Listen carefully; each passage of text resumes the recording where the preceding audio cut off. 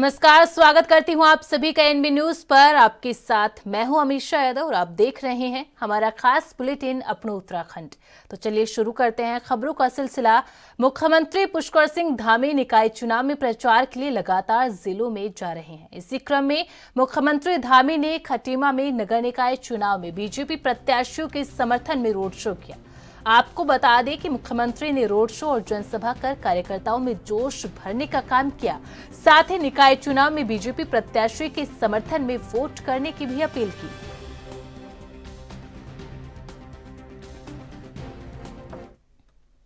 उत्तराखंड के मुख्यमंत्री पुष्कर सिंह धामी ने टनकपुर में बीजेपी के अध्यक्ष पद के प्रत्याशी विपिन वर्मा समेत बीजेपी समर्थित सभासदों के पक्ष में रोड शो के बाद तुलसीराम चौक में विशाल जनसभा को संबोधित किया। उन्होंने नगर में बीजेपी प्रत्याशी को जिताकर ट्रिपल इंजन की सरकार बनाने का आह्वान किया। मुख्यमंत्री धामी हेलीकॉप्टर से टनकपुर के स्पोर्ट्स स्टेडियम पहुंचे थे।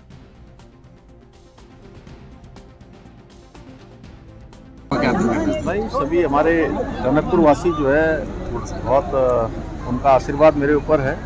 हमेशा उन्होंने मेरा समर्थन किया, अपना आशीर्वाद दिया है। इस बार भी मैं सबसे प्रार्थना करने, निवेदन करने के लिए आया हूँ कि हमारे चेयरमैन पद के प्रत्याशी श्री विपिन कुमार जी को और हमारे सभी वार्ड मेंबर सभासद पद के प्रत्याशियों को भारी मतों से विजय बनाएं, अपना आशीर्वाद प्रदान करें और ट्रिपल इंजन की सरकार यहाँ चलेगी। तेज़ गति से विकास होगा, तेज़ गति से जो काम हमारे रुके हुए हैं और तेज़ गति को पकड़ेंगे। साथ ही जो धनराशि हमारी प्रदेश से और हमारे प्रधानमंत्री जी की केंद्र की योजनाओं से आएगी, इस शहर को हमें अभी बहुत खूबसूरत शहर बनाना है, क्योंकि एक बड़ा धाम माँ पूर्णागिरी का है, माँ शारदा मैया का भी ये वो है स्थान है। तो इस स्थान में हम निकट भविष्य में माँ शारदा कॉरिडोर बना रहे हैं, एक बड़ा रिवर फ्रंट बना रहे हैं। तो इसलिए यहाँ पर भाजपा का चेयरमैन होना, भाजपा का बोर्ड होना बहुत ज़रूरी है। इसलिए सब लोगों से निवेदन करने आया हूँ। मुझे पूरा विश्वास है कि यहाँ भारी मतों से हमारे चेयरमैन श्री विपिन कुमार वर्मा जी और सभी सभासद प्रत्याशी जीतेंगे। धन्यवाद। बीजेपी प्रत्याशी अजय वर्मा के समर्थन में माहौल बनाने के लिए उत्तराखंड के मुख्यमंत्री धामी अल्मोड़ा पहुंचे। इस मौके पर उनके साथ सड़क परिवहन एवं राजमार्ग राज्य मंत्री अजय टम्टा भी मौजूद रहे। रामजी इंटर कॉलेज परिसर में आयोजित जनसभा को संबोधित करते हुए सीएम धामी ने जनता से बीजेपी प्रत्याशी के पक्ष में वोट करने की अपील की। साथ ही कहा कि बीजेपी की डबल इंजन सरकार देश और प्रदेश के विकास को नई ऊंचाइयों पर ले जा रही है।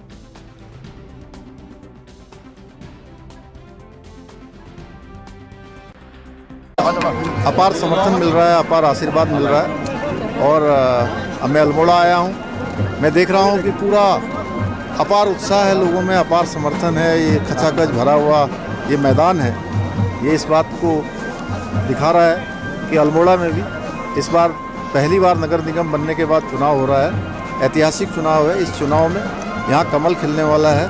अजय वर्मा जो हमारे बहुत अनुभवी और बहुत समाज सेवक कार्यकर्ता को यहाँ पर प्रत्याशी भारतीय जनता पार्टी ने बनाया है, वो निगम के मेयर यहाँ की जनता उनको बनाएगी और इस सांस्कृतिक जो राजधानी है उत्तराखंड की, उस सांस्कृतिक राजधानी को, विकास के कामों को और गति प्रदान होगी और तेजी प्रदान होगी। 3 गुना गति से जो है ये सब नगर निगम आगे बढ़ेगा। प्रदेश के अंदर तो क्या स्थिति है? पूरे प्रदेश के अंदर सब जगह, पूरे प्रदेश के अंदर सब जगह ऐतिहासिक जीत होगी और ट्रिपल इंजन की सरकार बनेगी। उत्तराखंड में नगर निकाय चुनाव के लिए 23 जनवरी को वोटिंग निर्धारित है, जबकि चुनाव प्रचार 21 जनवरी की शाम 5 बजे समाप्त हो जाएगा। बीजेपी ने उत्तर प्रदेश के मुख्यमंत्री योगी आदित्यनाथ से 20 या 21 जनवरी को ऋषिकेश, रुड़की और हल्द्वानी में चुनावी जनसभाओं को संबोधित करने का अनुरोध किया है। मुख्यमंत्री धामी, कैबिनेट मंत्री, विधायक भी पार्टी की जीत सुनिश्चित करने के लिए सक्रिय रूप से प्रचार प्रसार में जुटे हैं। उत्तराखंड में निकाय चुनाव में कांग्रेस बीजेपी को बैकफुट पर मान रही है। उत्तराखंड कांग्रेस के प्रदेश प्रवक्ता शेषपाल सिंह बिष्ट ने मीडिया से बातचीत करते हुए निकाय चुनाव में बीजेपी और सीएम पर जमकर तंज कसा। बिष्ट ने कहा, निकाय चुनाव में राज्य के मुख्यमंत्री को पार्षद के वार्ड में जाकर जनसभाएं करनी पड़ रही है। इससे साफ जाहिर होता है कि निकायों में बीजेपी की स्थिति क्या है, क्योंकि भाजपा के नेताओं से जनता निकायों में भ्रष्टाचार को लेकर सवाल खड़े कर रही है, जिसका जवाब भाजपा के पास नहीं है। चुनाव स्थानीय मुद्दों पे लड़े जाते हैं, स्थानीय स्तर के चुनाव हैं, और जिस तरीके से प्रदेश के मुख्यमंत्री को वार्ड वार्ड जाकर के सभाएं करनी पड़ रही हैं, उससे आप अंदाजा लगा सकते हैं कि भारतीय जनता पार्टी की हालत कितनी खराब है। क्योंकि निकायों की जनता सरकार से निकायों के भ्रष्टाचार पे सवाल कर रही है। जिस तरीके से निकायों का विकास ठप हुआ है, बिजली के खंभे, स्ट्रीट लाइट, नालियों जैसी छोटी छोटी चीजों के लिए जनता को संघर्ष करना पड़ा, और ये चीजें कहीं नजर नहीं आई। नए पार्क कहीं नहीं बने, पुराने पार्क बहुत दुर्दशा वाली हालत में हैं। आप देख लीजिए, ड्रेनेज का सिस्टम कहीं नहीं है। 10 मिनट की बारिश अगर हो जाए तो गले गले तक के पानी में लोगों को चलना पड़ता है। तो जनता आक्रोशित है, और भारतीय जनता पार्टी समेत जनता के सवालों का सामना नहीं कर पा रही है। इसीलिए मुख्यमंत्री वार्ड वार्ड घूम रहे हैं, लेकिन जनता जनार्दन के सवालों से बचने के लिए वो इधर उधर की बातें कर रहे हैं। और इस बार निकायों की जनता बदलाव का मन बना चुकी है, क्योंकि 15 सालों से निकायों पे भारतीय जनता पार्टी का कब्जा है। 8 सालों से प्रचंड बहुमत की सरकार राज्य में भारतीय जनता पार्टी की है। इसके बावजूद कहीं विकास नजर नहीं आया है, भ्रष्टाचार चरम पे रहा है। इसका खामियाजा निश्चित तौर पर भारतीय जनता पार्टी को निकाय चुनाव में भुगतना पड़ेगा। उत्तराखंड में निकाय चुनाव को लेकर सभी पार्टियां अपनी तरफ से चुनाव की तैयारियों में जुटी है। सत्ताधारी पार्टी की बात हो या विपक्ष की, दोनों ही पार्टियां निकाय चुनाव में जीत का दावा कर रही है। कांग्रेस पार्टी प्रदेश प्रवक्ता शिषपाल सिंह बिष्ट ने कहा कि बीजेपी सरकार के झूठे वादों का जनता ध्यान दे रही है, और शहर की बुरी हालत को देखते हुए इस बार जनता ने अपना मन बना लिया है, और इस बार निकाय चुनाव में कांग्रेस अपना परचम लहराएगी।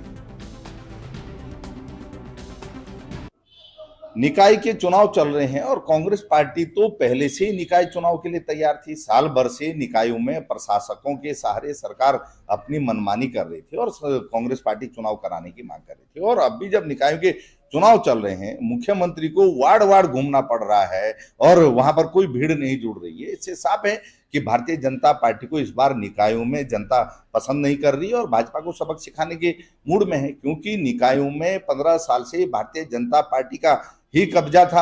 8 सालों से प्रदेश में भारतीय जनता पार्टी की प्रचंड बहुमत की सरकार है, और निकायों में नालियां तक नहीं बनी हैं। जो नालियां बनी हैं वो जगह जगह चौक हैं, स्ट्रीट लाइटें नहीं हैं, बिजली के पोल नहीं है, साफ सफाई की व्यवस्था नहीं है, ड्रेनेज का सिस्टम नहीं है। 10 मिनट की बारिश हो जाए तो आदमी का निकलना मुश्किल हो जाता है। इतना जल भराव राजधानी देहरादून में अन्य निकायों में होता है। तो जनता सरकार को इस समय सबक सिखाने के मूड में, और निश्चित तौर पर निकायों में कांग्रेस पार्टी की जो तैयारियां हैं, जो कांग्रेस पार्टी के नेताओं को, प्रत्याशियों को जनता का प्यार और समर्थन मिल रहा है, मैं विश्वास के साथ कह सकता हूं कि निकायों में कांग्रेस का ही।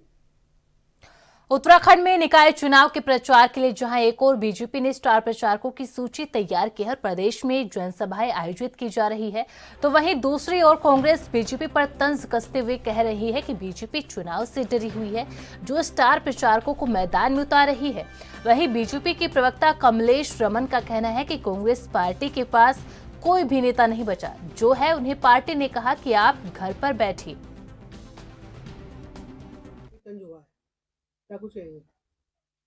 कांग्रेस में स्टार प्रचारक बचे ही कहाँ हैं। जो थोड़ा बहुत बचे भी हैं उनको उन्होंने सख्त हिदायत दे दी कि आप घर बैठें और आराम करें।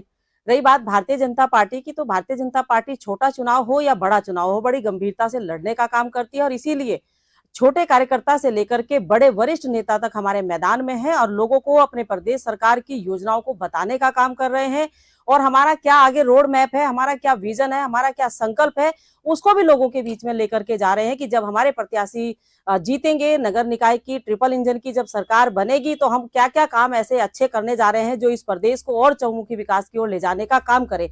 लेकिन कांग्रेस के पास ना ही तो विजन है, ना ही संकल्प है, केवल और केवल आरोप लगा करके लोगों को भ्रमित करने का काम कर रही है।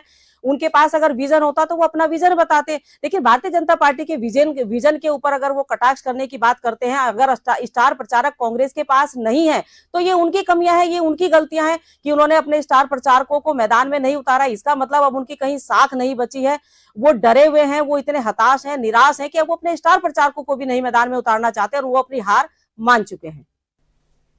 बुलेटिन में वक्त है एक छोटे से ब्रेक का, जल्द हाजिर होंगे।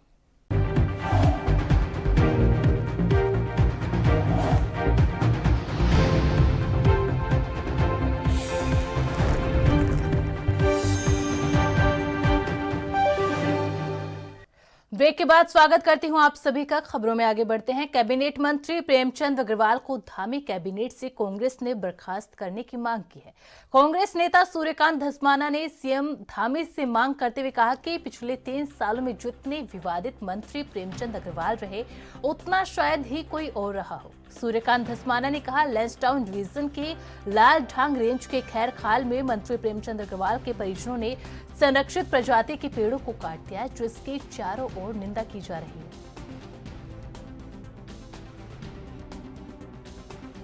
बहुत निंदनीय है। प्रेमचंद अग्रवाल को तो बर्खास्त कर देना चाहिए मुख्यमंत्री को। उनकी लगातार जिस प्रकार से उनके बारे में पिछले 3 सालों में जो हरकतें उन्होंने करी है, मैं समझता हूं कि ये निंदनीय है। अगर आप जंगलों को काटेंगे, अगर आपके परिवार वाले, अगर आपके घर के लोग, आपके पार्टी के लोग आपके संरक्षण में अगर जंगलों को काटेंगे, यहाँ मेले में देख रहे हैं ना आप, महिलाएं घास लेकर के आ रही हैं, यहाँ पर पौराणिक जो हमारे कृषि के उपकरण हैं उनका प्रदर्शन कर रही हैं, और दूसरी तरफ आप लोगों के जो परिवार के लोग हैं वो पेड़ों का पतन कर रहे हैं। वो पेड़ों का पतन कर रहे हैं जिनका बिल्कुल बैन है, जिन पेड़ों को काटने पे, खैर के पेड़ काट दिए। मैं समझता हूँ कि इस पर कार्रवाई होनी चाहिए मुख्यमंत्री जी को।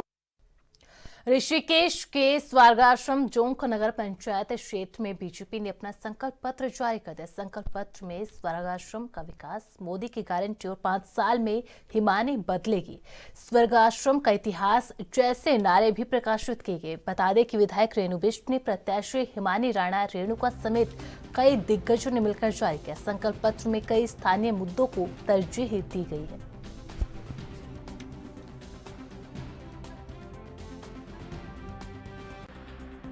आज हमारा संकल्प पत्र जारी हुआ है, तो इसमें बहुत से बिंदु हैं जो मैं लेकर आई हूँ आप सभी के सामने, जिनमें से मुख्यतः ये है कि भारत साधु समाज में जो दुकानें हैं उनका मैं नियमितीकरण विधायक जी और सरकार के साथ मिलकर उनका पूर्ण तरीके से कोशिश करूंगी कि उन दुकानों का नियमितीकरण हो जाए।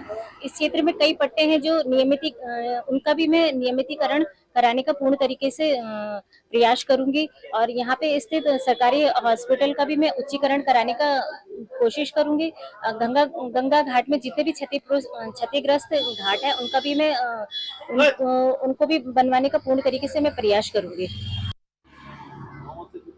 बिल्कुल, मेरा तो मानना ये है कि भारतीय जनता पार्टी एक ऐसी पार्टी है जिस माननीय मोदी जी के राज में, आप देख लीजिए, जब से माननीय मोदी जी सत्ता में बैठे हैं तब से लेकर के प्रत्येक परिवार को राशन, फ्री राशन जिससे बोलते हैं, वो नकार नहीं सकते इस बात को।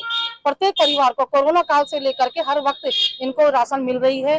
दूसरा, आयुष्मान कार्ड आप लगा लीजिए, आप इस हॉस्पिटल में एडमिट होते पहले कहाँ मिलता था किसी, आज 5 लाख की सहायता सबको मिल रही है। बल्कि अब तो नया नियम भी आ गया है कि 60 साल से ऊपर को अनलिमिटेड उनका खर्चा वहन करेगी सरकार।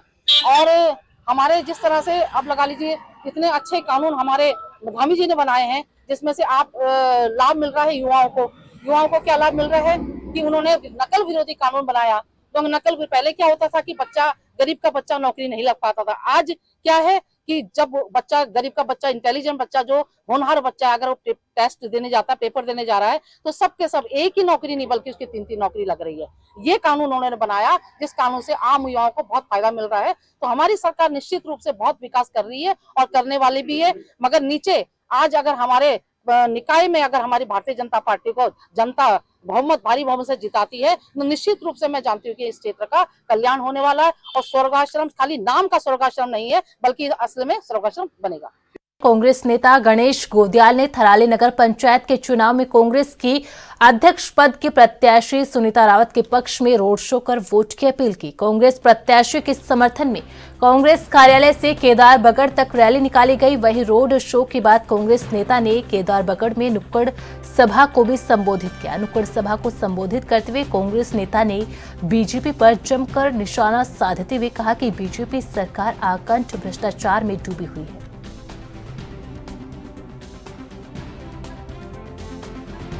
हमारी जनता को, आप लोगों को भी ये माध्यम से मैं अनुरोध करूंगा कि हमारी जनता को जागरूक करने की जरूरत है कि आप एक परंपरागत पार्टी के विचारधाराओं के पीछे न बढ़ें। आप व्यक्ति को देखें, वो उसको देखें जो विकास करने में सक्षम है। हमने दिखाया, जब हमको आपने आदेश दिया, आपने मौका दिया, आपने आशीर्वाद दिया, हमने दिखाया। आज भी सब लोग ये कह रहे हैं, आज चिल्ला रहे हैं। प्राणमती का पुल बताइए 1 साल से अधिक हो गया, मैं रहता तो आज तक कुछ नहीं तो वैली ब्रिज तो बन लगी जाता हूँ, जिसको आप जो 1 महीने 2 महीने 3 महीने के अंदर तैयार कर सकते हैं। तो ऐसी स्थिति है। उससे अल्ट्रासाउंड मशीन के लिए 3 बार घोषणाएं हो चुकी हैं। हाँ, कब से मगन लाल के समय से अल्ट्रासाउंड मशीन भाजपा लग रही है। ऐसे पूरे क्षेत्र के अगर मैं बात गिराऊंगा कई क्षेत्रों की, जो लोगों जो वादे किए थे उन्होंने उसमें एक भी वादे पे उन्होंने खरा नहीं किया। तो आज जिस तरह से हेल्थ की है, बेरोजगारी है, महंगाई है, तमाम जो चीज़ों को जो भाजपा जो है उनसे बहका करके केवल उनके लोगों का जो है जो बदला रहे उनका मन। प्रत्याशियों के प्रचार में ये नगर पंचायत या नगर पालिका या नगर निगम क्षेत्रों में गया हूँ, मुझे अधिकांशतः ये प्रतीत होता है कि लोग ये मन बना चुके हैं कि कांग्रेस के प्रत्याशियों को जिताना है।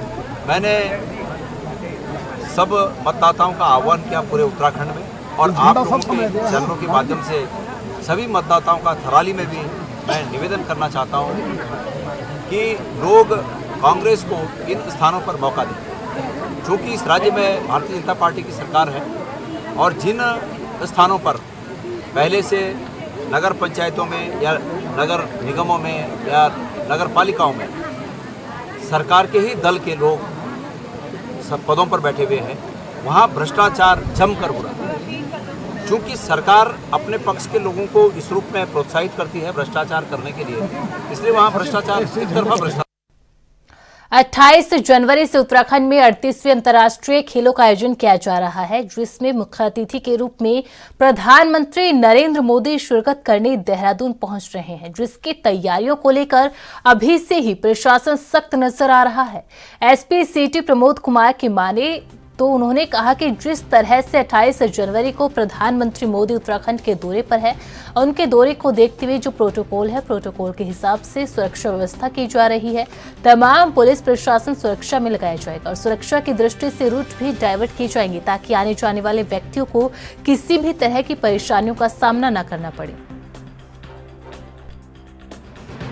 अभी 28 तारीख से हमारे 38वें राष्ट्रीय खेल वो भी शुरू हो रहे हैं, और अभी टेंटेटिव जो है 28 तारीख को माननीय प्रधानमंत्री जी भारत सरकार उनका भी भ्रमण कार्यक्रम जो प्रस्तावित है, उसके दृष्टिगत जो वेन्यूज़ हैं और जो रूट्स वगैरह हैं तो उनका आकलन कर लिया गया है, और साथ ही साथ वहाँ पे जो फोर्स का अपना डिप्लॉयमेंट है उसका भी एक टेंटेटिव चार्ट वो भी हमारे द्वारा तैयार कर लिया गया है, और साथ ही साथ जो पार्किंग की व्यवस्था रहेगी उसके संबंध में भी चर्चा कर ली गई है। अभी फोर्स का आकलन किया जा रहा है कि कितना कहाँ लगेगा, उसके बाद ज़िले में अवेलेबल कितना है और वहाँ से फिर मांग वगैरह कितनी करनी है, तो उसके संबंध में चर्चा करके आज उसको भी फाइनल रूप दे दिया जाएगा, ताकि समय से फोर्स हम लोग को उपलब्ध हो जाए, समय से हमारे जो ड्यूटी कार्ड्स वगैरह हैं, जो ड्यूटी चार्ट्स हैं वो भी तैयार हो जाए, और उनको जो है फिर समय से उनको ब्रीफिंग डिब्रीफिंग जो भी प्रोटोकॉल है उसके अनुसार उनको करके डिप्लॉय कर दिया जाएगा। और जहाँ तक राष्ट्रीय खेलों का सवाल है, तो जो कंपनी उनको देख रही है उनके साथ भी हमारी कई दौर की बैठकें हो चुकी हैं, जो उनके रुकने के स्थान है, जो खिलाड़ी आएंगे, वॉलंटियर्स आएंगे, उनके संबंध में चर्चा की गई है। फिर वहाँ से उनका जो आयोजन स्थल तक उनका क्या रूट रहेगा उसके संबंध में चर्चा कर वहाँ पे रूट पे ड्यूटी डिप्लॉय की जाएंगी। प्रतिदिन जो उनका जिस भी इवेंट रहेगा तो उसके हिसाब से ड्यूटी डिप्लॉय की जाएंगी, जहाँ इवेंट होगा वहाँ भी डिप्लॉय किया जाएंगी, और ये सुनिश्चित किया जाएगा कि किसी प्रकार का व्यवधान ट्रैफिक में या जो प्रोग्राम स्थल है वहाँ पर ना हो, और एक चाक चौबंद बढ़िया जो है सुरक्षा और यातायात व्यवस्था हम लोग प्रोवाइड करेंगे। अपन उत्तराखंड बुलेटिन में फिलहाल इतना ही। आप देखते रहिए ANB न्यूज़। नमस्कार।